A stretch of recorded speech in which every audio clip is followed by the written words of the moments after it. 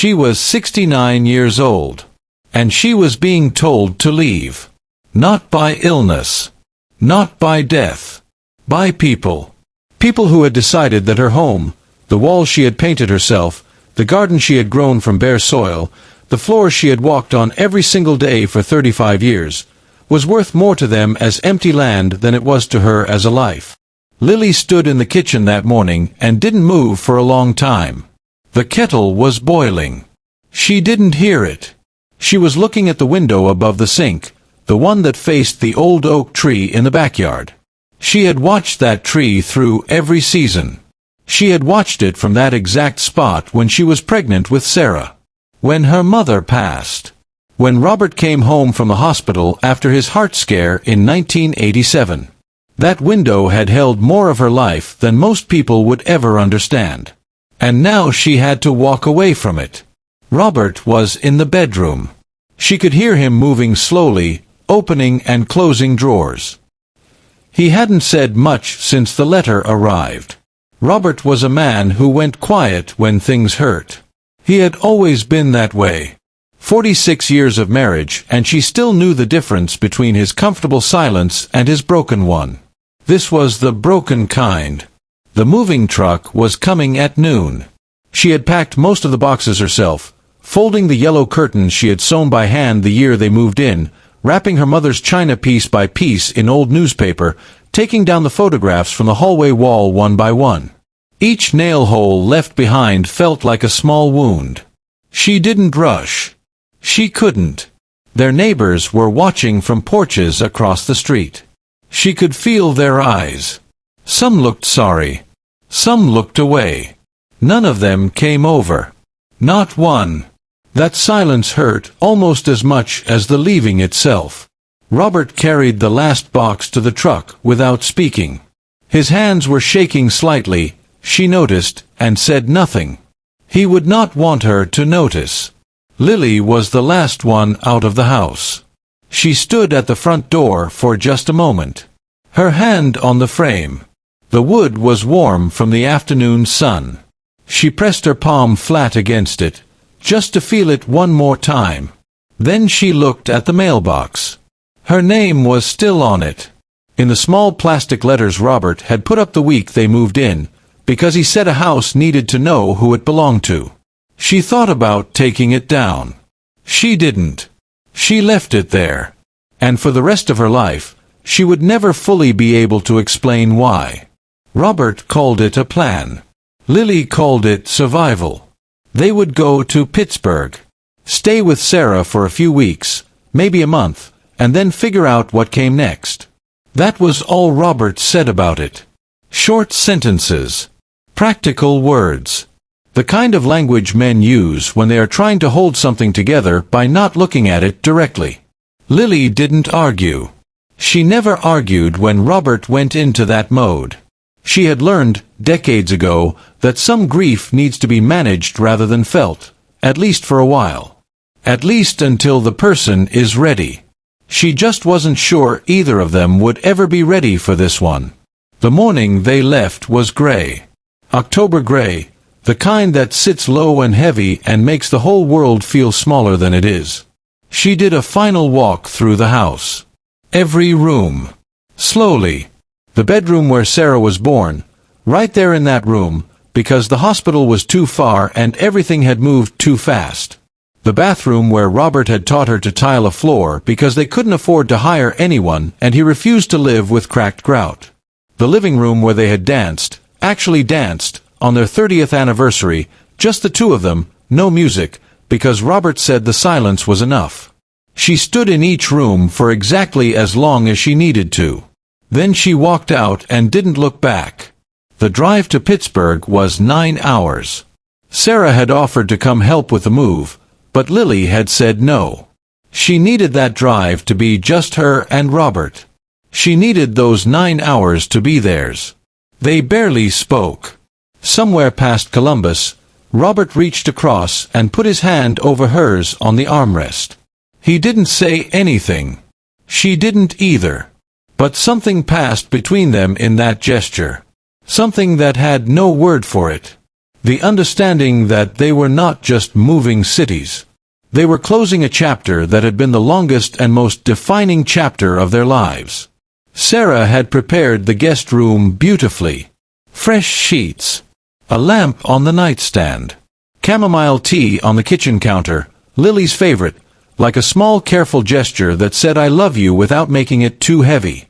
Dinner that first night was warm and kind. But Lily barely tasted it. Because across the table, Robert had asked Sarah what day it was, and then asked again, 10 minutes later, not remembering that he had already asked. Sarah had answered both times without blinking. Smoothly. Casually. Like it was nothing.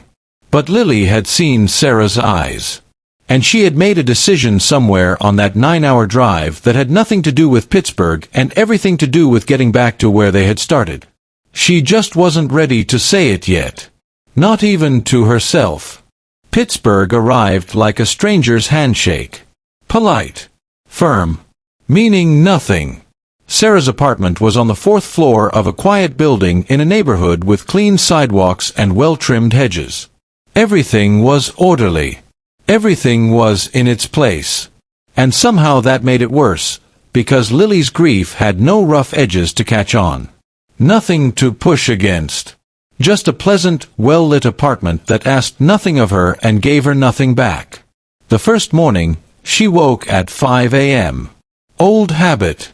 Back home she would rise before sunrise, put the kettle on, and stand at the kitchen window watching the oak tree in the gray morning light. That was hers. That quiet belonged to her. Here, she stood at Sarah's kitchen window and looked at a parking lot. She made coffee anyway. Stood there anyway. Tried to find something in it. She couldn't. Robert slept longer these days. That was new. Back home he had always been up before her. She would come downstairs and find him already at the table with his newspaper, glasses on, reading without his hearing aids in because the morning was too quiet to need them. That image of him, unhurried, settled, completely at home in his own life, felt very far away now. She didn't unpack her boxes fully for the first 2 weeks. Not consciously. She would open a box, take out what she needed for the day, and close it again. Like she was living out of a suitcase. Like some part of her refused to commit to being here. Sarah noticed but said nothing. That was her way. She watched carefully and spoke carefully, always choosing the right moment. She got that from Robert. Lily started taking walks in the afternoons. The neighborhood had a park 3 blocks away, clean paths, a small pond, benches facing the water. She would sit and watch people pass. Young mothers with strollers. Teenagers on their phones. An old man who fed the ducks every day at exactly 4 p.m. without fail. She watched him one afternoon and felt something twist in her chest. He came alone. Every day. Same bench. Same bag of bread. Same ducks who knew his schedule better than most people know their friends. She wondered if he had always come alone. Or if once, a long time ago, someone had sat beside him on that bench. She walked home faster that day. That night she sat by the window after everyone had gone to sleep. The city glowed against the dark sky, orange and distant, nothing like the deep black of Ohio nights where you could actually see stars. She thought about her kitchen window. The oak tree. The particular silence of a place that knows you. And she thought about the mailbox. Her name still on it. Left behind. Like a question she hadn't answered yet. 6 months in, Lily stopped counting the days.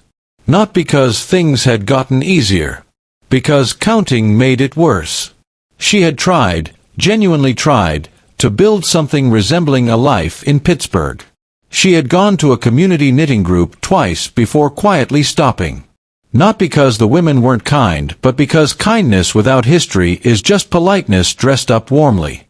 She had started cooking more, filling Sarah's apartment with the smells of pot roast and fresh bread and apple pie on Sunday mornings. The smells helped.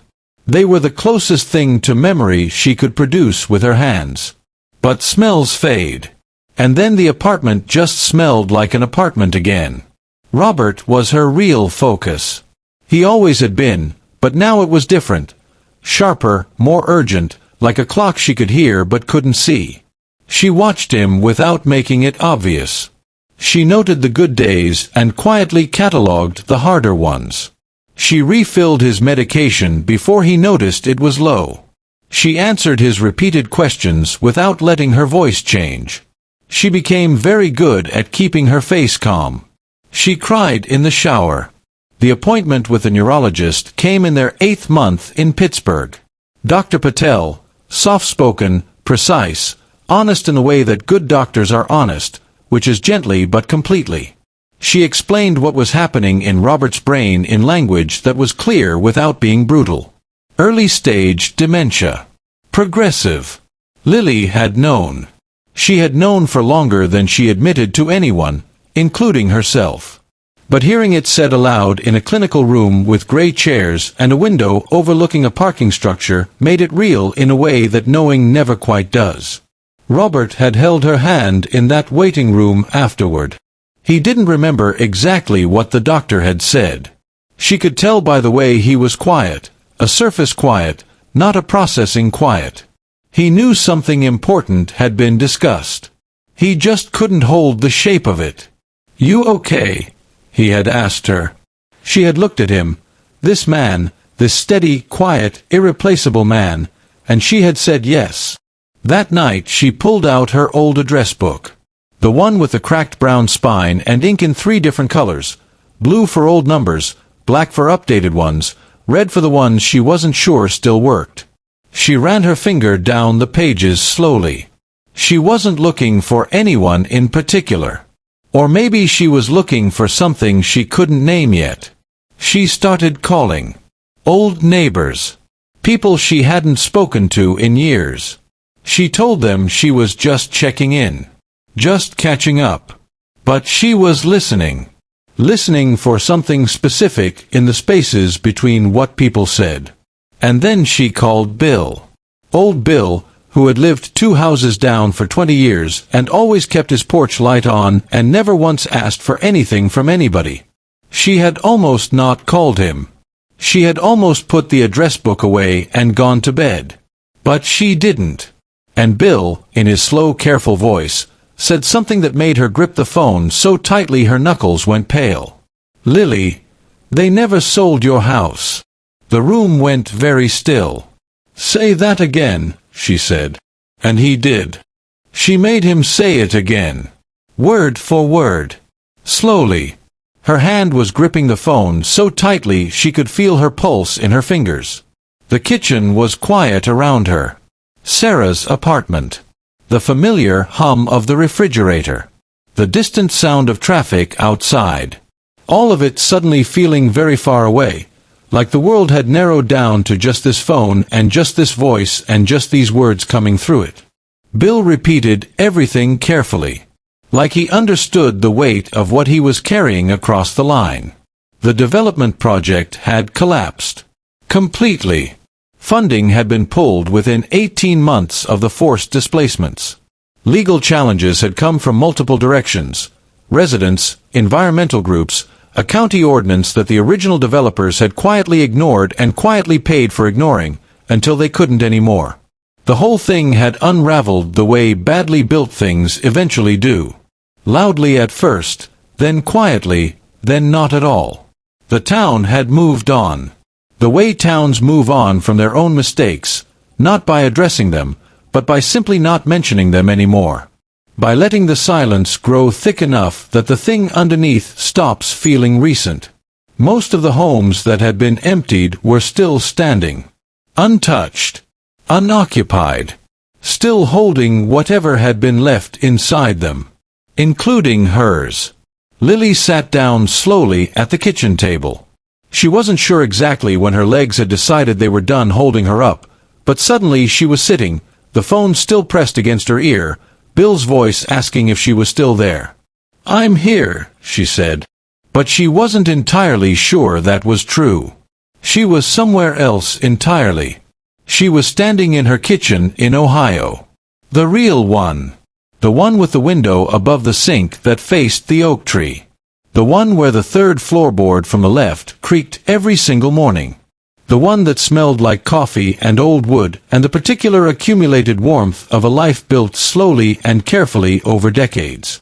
She had walked out of that kitchen 35 years ago believing she would never walk back into it. And the whole time, it had been there. She thanked Bill. She wrote down the things he told her, names, dates, a contact at the county records office who might be able to pull the original property filings. Her handwriting was shaky in a way it almost never was. She noticed that and steadied her hand deliberately. She sat at the table for a long time after the call ended. She didn't make tea. She didn't move. She just sat with her hands flat on the table and let the information land. All of it. The full weight of what it meant. 35 years of carrying a loss that, legally, officially, on paper, had never been completed. 35 years of grieving a home that had never stopped being hers. She thought about Robert. About the 9-hour drive away from Ohio with his hand over hers on the armrest.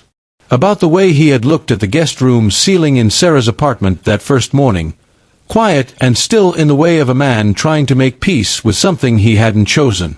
About the appointments. The waiting rooms. Dr. Patel's careful, gentle voice. Early stage.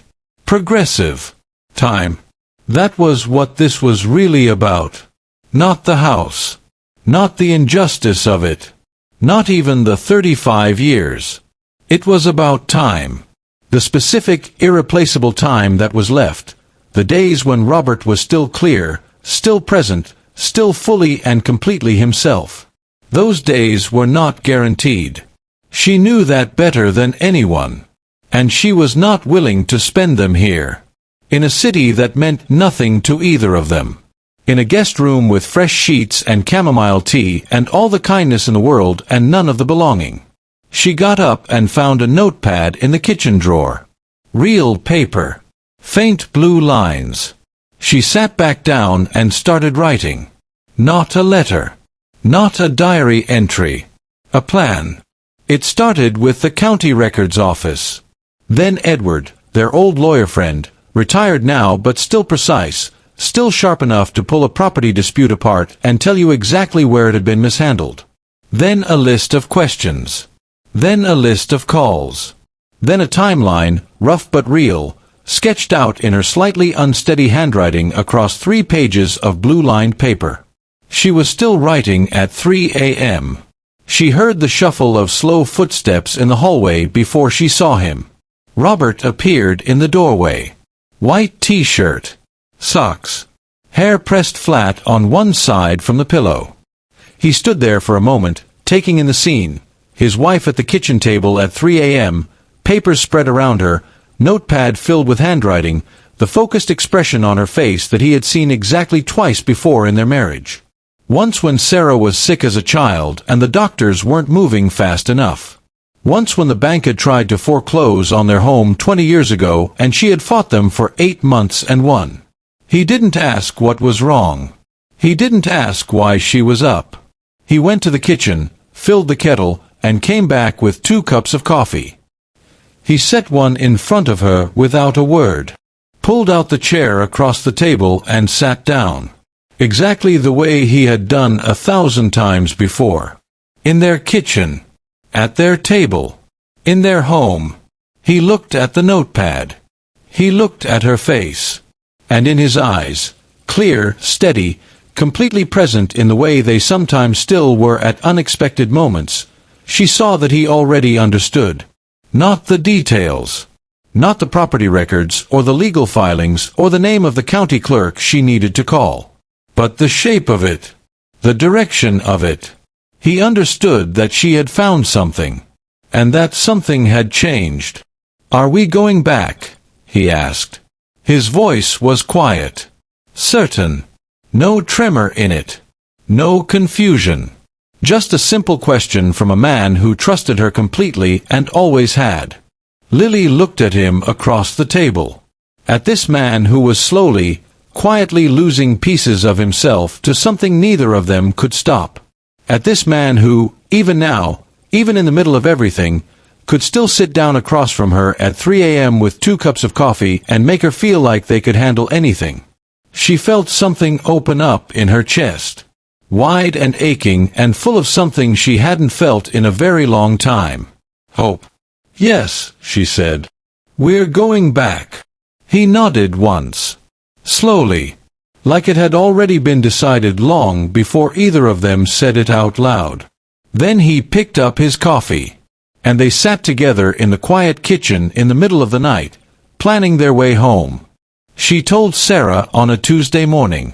She had thought carefully about the timing. Not a Monday, too much weight at the start of a new week. Not a weekend, too easy for it to stretch into a long emotional conversation that circled without landing anywhere. Tuesday felt neutral, manageable, the kind of day that doesn't carry too much of its own meaning. She was wrong about that. Sarah listened the way she always listened, completely still, hands around her coffee mug, eyes on her mother's face. Not interrupting, not reacting visibly, just taking it in, the way she had always processed difficult things, carefully, fully, before saying a single word. When Lily finished, Sarah was quiet for a long moment. Then she said no. Not harshly, not with anger, but clearly and completely, the way Sarah said things when she had already thought them through and arrived somewhere firm. She said the house had been empty for 35 years and the condition of it was unknown. She said Robert's neurologist was here, his routines were here, his medical history was established here in Pittsburgh with doctors who already knew him. She said uprooting everything now, at this stage of his condition, at their ages, was not a practical risk, it was an unnecessary one. She listed every reasonable, loving, well-considered argument against it. And she wasn't wrong about any of them. Lily let her finish. Every word. Then she said, quietly, without raising her voice, "I hear all of that. And I need you to hear me now." She told Sarah what she had never fully told anyone. That Robert's good days were getting shorter. That the gaps between clarity were widening in ways that weren't visible in a doctor's office but were impossible to miss when you lived beside someone and loved them the way she loved him. That she was watching the man she had spent 46 years building a life with slowly lose his grip on that life, and that she refused, absolutely refused, to let whatever time remained be spent in a city that meant nothing to either of them. She told Sarah that there was a window. A real one. A period of time, shrinking, yes, but still present, when Robert could stand in their actual home and know where he was. Know the floorboards. Know the oak tree. Know the smell of the walls and the light through the kitchen window and all the small specific things that make a place yours rather than just a place. She wanted to give him that. She needed to give him that. Sarah looked down at her coffee mug for a long moment. James, who had been sitting quietly at the far end of the table, said something then. Softly, almost to himself. If he still knows what he wants, doesn't that matter more than the risk? The apartment went very still. From the living room, without turning around, without looking up from the window he had been staring out of, Robert said, in a completely clear and steady voice, "I know exactly what I want." Nobody spoke for a moment. Sarah looked at her father's back, then at her mother's face. Something shifted in her expression, not surrender exactly, but the particular softening that happens when love overrules logic and a person decides to stop arguing against something they know, deep down, is right. "Okay," she said quietly. "Then we figure out how." They contacted Edward that same week. Edward Walsh, old friend, retired lawyer, the kind of man who had spent 40 years in property law and retained every detail of it the way other people retain song lyrics. Sharp, careful, unhurried. He listened to everything Lily told him without interrupting and then said, in his particular dry way, "Give me the county and the address and let me see what they actually filed." What followed was 6 weeks of paperwork. Not glamorous work. Not the kind of progress that feels like progress while it's happening. Phone calls that went to voicemail. Documents requested and delayed. County records that had been archived, misfiled, and in one case physically located in a storage facility 3 counties away from where they were supposed to be. Edward called every few days with updates that were honest even when they were frustrating. Lily waited. She was good at waiting. She had been waiting for 35 years. A few more weeks was nothing. Robert seemed to sense that something was in motion, even when the details escaped him. He was steadier during those 6 weeks than he had been in months. More present. More himself. He started doing small things around Sarah's apartment again, tightening a loose hinge on the kitchen cabinet, replacing a bulb in the hallway light, the quiet maintenance work that had always been his particular language for I am still here. I still matter. Lily watched him and felt her chest tighten with something that was equal parts love and urgency. Then one afternoon, on a Wednesday, her phone rang. County clerk's office. A woman with a measured professional voice who spoke the way people speak when they are reading from official documents, carefully, precisely, without editorial. She explained the findings. The contested filing. The displacement record that had been challenged and quietly removed from official documentation years earlier. The absence of any subsequent legal transfer. Then she paused. And she said, and Lily would carry these exact words for the rest of her life. Mrs. Lilly, according to everything we have on file, that property belongs to you. It has belonged to you the entire time. Lily stood in Sarah's kitchen and pressed the phone hard against her ear. She didn't cry. She had expected to cry. Instead, she felt something settle. Something deep and long-held and exhausted finally, quietly, setting itself down. 35 years.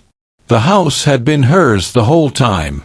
She walked to the living room doorway. Robert was in his armchair, afternoon light falling across him, eyes half closed in the way they did when he was resting but not quite sleeping. "Robert," she said. He opened his eyes. "We're going home." He looked at her for a moment. Then something moved across his face, slow and certain, like sunrise. He nodded, like he had never doubted it. Not even once. The drive back to Ohio felt nothing like the drive away. 35 years ago, they had left in silence. Broken. Heavy. The kind of silence that sits in your throat and doesn't move. But this drive was different. This silence had air in it. Space. Like the quiet before something important, not the quiet after something lost. Sarah drove. Lily sat in the passenger seat watching the highway slowly give way to smaller roads. The landscape changed gradually, the dense suburban sprawl of Pittsburgh thinning out, opening up, becoming the flat wide farmland of eastern Ohio that Lily had grown up looking at. Fields that went on longer than made sense. Old barns leaning slightly into the wind. Telephone poles spaced so far apart they looked lonely. She had missed this. The specific emptiness of it.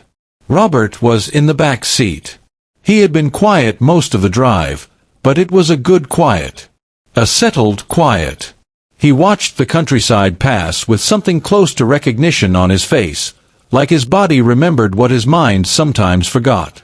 Somewhere past the state line, he sat forward slightly and pointed at a red barn on a low hill. "That looks like my grandfather's barn," he said. "In Kentucky. Same color. Same doors. He used to let me sleep in the loft in summer." He described it in detail, the smell of hay and old wood, the way the light came through the gaps in the boards in the morning, the particular creak of the ladder on the way up. Lily turned around and looked at him. His eyes were clear, bright, completely present. She reached back and held his hand for a moment. Some things hold, even when so much else is quietly slipping away. The town appeared gradually. First the water tower on the edge. Then the gas station at the main junction that had been there since before Lily could remember. Then the familiar grid of streets that she had walked so many thousands of times that her feet would have known the way without her eyes. But things had changed. The bakery where she had bought bread every Saturday morning for 30 years, gone. A hardware store now, with a hand-painted sign and a metal bench out front that looked like it had never been sat on. The old post office had been repainted. Flat institutional gray. That bothered her more than it should have. More than the bakery, even. She wasn't sure why. Then Sarah turned onto their street. And Lily's breath caught. Not because of the house, though the house was there, exactly where it had always been, sitting at the end of the path behind the low wooden gate Robert had built. Because of the man standing on the porch. He was in his mid-60s. Dark coat. Hands deep in his pockets. Standing very still in the way people stand when they have been waiting for a long time and have decided to stop pretending they aren't nervous. Sarah slowed the car without being asked. Lily looked at his face and knew him immediately. Thomas Greer. Son of Mayor Greer, the man who had signed off on the displacement order 35 years ago. Thomas had been at every town meeting back then. 30 years old, maybe. Sharp suit. The easy confidence of someone who had grown up watching authority used without consequence and had absorbed the lesson completely. He looked nothing like that now. Sarah stopped the car. Nobody spoke. Lily opened the door and stepped out. Her legs were steadier than she expected. She didn't look at Thomas first. She walked to the mailbox. Slowly. Deliberately. The letters were faded, the plastic yellowed and worn at the edges. 35 years of Ohio weather having done what 35 years of Ohio weather does. But they were there. Still readable. Still hers. She touched them with her fingertips. Then she turned and looked at Thomas Greer. He came down the porch steps toward her. His face was tight. Not with arrogance, with something harder to carry. Shame has a particular look to it when a person has lived with it long enough. It stops being dramatic. It just becomes part of how they hold themselves. He stopped a few feet away. Mrs. Lilly. His voice was lower than she remembered. Older. I've been coming here every year. On the same day. The day you left. She said nothing. She waited. I told myself it was to check on the house. Make sure no one had broken in. Make sure it was still standing. He paused. Looked down briefly. But that wasn't it. I know why you came, Lily said quietly. He looked up. Then you know I owe you more than I can give back. Something moved across his face. Not quite breaking, but close. The look of a man who has rehearsed this moment many times and discovered that rehearsing doesn't prepare you for the real thing. My father made a decision, he said. And I watched him make it. I was in the room. I knew which families had been chosen and why. I knew you and Robert had no one in the council to speak for you. I knew that made you easier. He stopped. Swallowed. I was 30 years old and I said nothing. I told myself it wasn't my place. The street was completely quiet. Sarah had gotten out of the car but stayed back. Robert was still in the back seat, watching through the window. It destroyed more than just your house, Thomas continued. 3 other families. People who never came back. People who... His voice caught. He steadied it. My father died believing he had done the right thing for the town.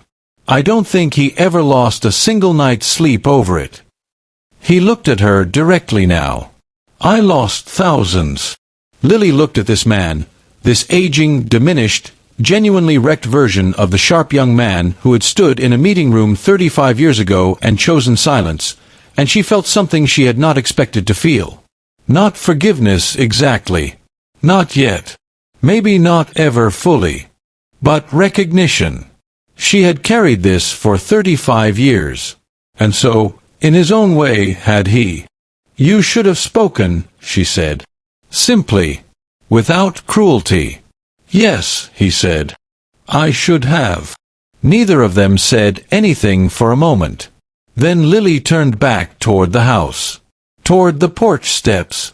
Toward the door she had touched on the way out 35 years ago and had never stopped thinking about. "Come inside," she said, without turning around.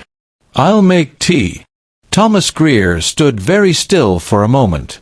Then he followed her up the steps. Robert watched from the car window as Lily climbed the porch stairs. And even from that distance, Sarah could see him smile. Like he had always known she would find her way back. Like there had never been any doubt. He didn't bring paperwork. He didn't bring a rehearsed apology polished by someone else's words.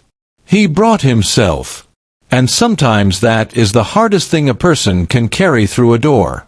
Inside, the house was still. Dusty.